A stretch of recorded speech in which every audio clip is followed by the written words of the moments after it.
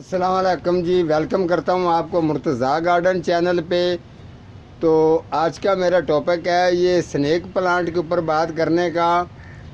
ये प्लांट भी एक ऐसा प्लांट है कि हर बंदे ने इस पर प्रोग्राम किया होगा, लेकिन आपको बात सुनने का मज़ा आएगा कि आपको मैं बात इसकी मुकम्मल सुनाता हूँ। आपको मुकम्मल जो है ना इनके बारे में मैं बताता हूँ कि स्नेक प्लांट क्या चीज़ है। स्नेक प्लांट एक ऐसी चीज़ है कि जब इसको आप ग्रो करते हैं तो एक तो आपने जब भी इसकी वाटरिंग करनी है ठीक ठाक दिल से करनी है, अच्छी तरीके से वाटरिंग इसकी करनी है। लेकिन ये ज़हन में रखना, आप ये प्लांट ऐसा है आपने इसको इंडोर रखना चाहें तो इंडोर भी वहाँ रखा जाता है जिस जगह पर थोड़ी सी खिड़की से हवा आए या खिड़की से थोड़ी सी इसको लाइट नज़र आए। ठीक हो गया। अब इसके साथ साथ अगर आपने ओवरडोर रखना है तो ओवरडोर रखने का तरीका आपके पास ये होना चाहिए। फिर भी आपने इसकी ओवर वाटरिंग नहीं करनी। अगर आप इसकी ओवर वाटरिंग करेंगे तो ये ज़हन में रखना, अगर आप यहाँ वाटरिंग करते हैं तो कोशिश किया करें यहाँ पानी आपने नहीं डालना, इस जगह पर आपने पानी नहीं डालना। ये वाली जगह अगर आप इस जगह पर इसकी वाटरिंग करके इसका पानी डालेंगे तो यहाँ इसके अंदर जगह होती है, यहाँ जाके ये इसके पानी स्टोर होकर जमा हो जाता है। जो नीचे से इसकी कोंपल आनी होती है वो वहीं से ही गलना शुरू हो जाती है। गलने के बाद ये पत्ता आपका फारग करवा देती है। तो आपने ये तरीका नहीं करना। नंबर 2, आपने तरीका ये रखना, जब आप इसको लगाते हैं तो मिट्टी की आपको बैलेंस इतना होना चाहिए कि आपको ये पता होना चाहिए कि जो वाटरिंग जो है वो इसके अंदर जो है ना वो नहीं जानी चाहिए। अदरवाइज़ नीचे से जैसे जब मैंने ये स्नेक प्लांट का मैंने पौधा लगाया था तो ये आपको नज़र आ रहा होगा, ये एक पौधा मैंने लगाया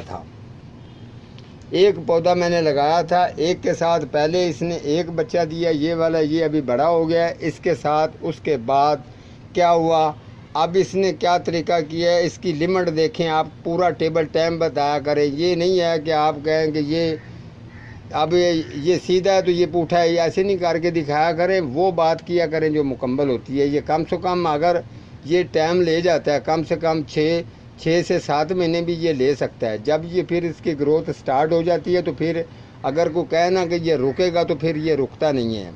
जब से मैंने इसको लगाया था आज इसका पूरा टोटल जो है इसका 6 महीने टाइम हो गया है। 6 महीने के बाद इसने रिज़ल्ट मुझे क्या दिया, ये मैंने एक लगाया था, ये इतना ही बड़ा था।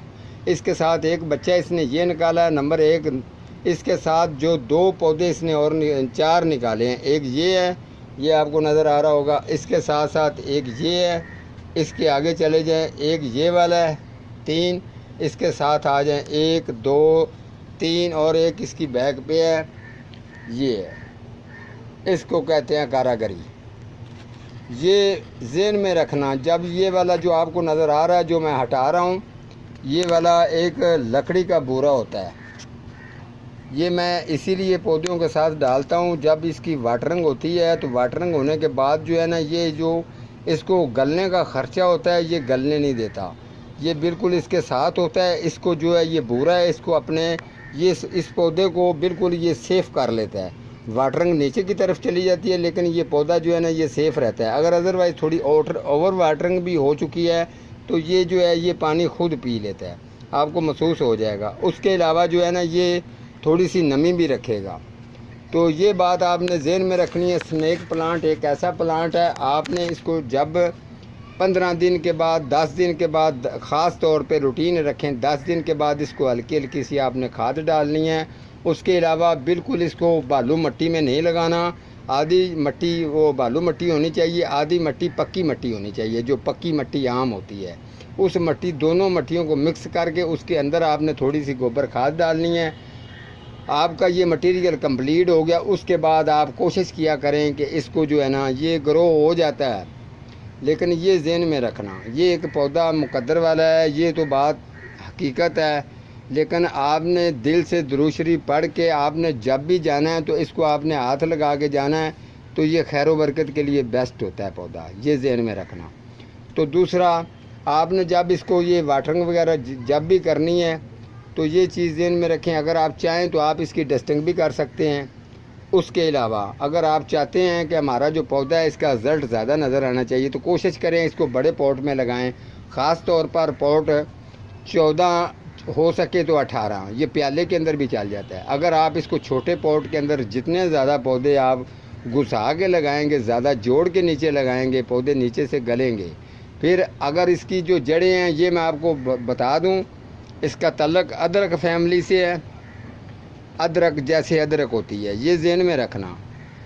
इसकी नीचे ये एक ऐसा पौधा है, शुक्र अल्हम्दुलिल्लाह। आप कहीं इसको जब इसकी जड़ें वगैरह निकालेंगे तो थोड़ा सा आप इसको चेक भी कर लेना। इसके बहुत से जड़ों के लफ्ज़ बन जाते हैं, ये लंबी बात है, ये मैं करूँगा नहीं। ये ऐसा मुकद्दर वाला प्लांट है। नीचे इसके ऐसे ऐसे जाल बनते हैं जड़ों के कि आप सोच नहीं सकते। आप कोई चीज़ भी डिज़ाइनदार उसकी जड़ों की बनाना चाहते हैं तो वो भी बन जाएगी। स्नेक प्लांट मुकद्दर वाला प्लांट है। आपसे जितना हो सके आप ये अपने पास रखें। थोड़ी सी ये भी ज़हन में रखना, ये सड़कों के ऊपर भी लगे हुए हैं, लेकिन आप नकल और असल की पहचान रखना। मैं पौधे कम रखता हूँ, नस्ल वाले रखता हूँ, अच्छे रखता हूँ। तो उसके अलावा ये सड़कों पर भी आपको मिल जाएंगे। इसके अलावा मैं दूसरा भी आपको पौधा चेक करवाऊँगा। ये वाला नारा है वो मादी है, थोड़ा सा वो ग्रीन होगा। इसकी साइड जो है ये गोल्डन है। तो बीच में जो इसके ये डिज़ाइन आपको नज़र आ रहे हैं, ये बड़ी लंबी चौड़ी बात है। ये बड़ी गहराई वाला पौधा है, ये ज़हन में रखना। तो ये चीज़ आपको मैं दिखा रहा हूँ।